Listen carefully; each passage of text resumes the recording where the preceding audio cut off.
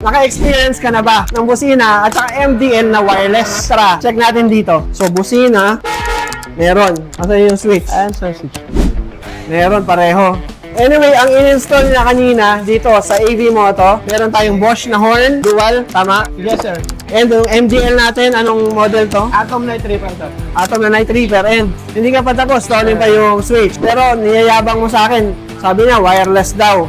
Tingnan natin kung totoo. Okay, nasan yung ano mo? Ito yung busina. May negative, may positive. Oo. So, hindi wireless, may wire eh. Ang tanong, nasan yung relay? Ito yung relay. Ito yung MDL. Tapos, ito yung terminal. Ito yung wire. After nito, hindi ko na makita. Parang walang nagbago. Saan mo pinadaan? O wireless ba talaga yan? O baka sobrang linis lang, Jace? Naalala ko tuloy, may nag-comment dati ah. Sabi niya, number 1 lang daw tayo sa suspension. Pero sa wiring, hindi raw tayo gumagawa. Ito, kitang-kita natin. Tutukan nyo ng mabuti and hanapin nyo kung nasan yung wire. So, hindi pala wireless. Sobrang linis. Yes, sir.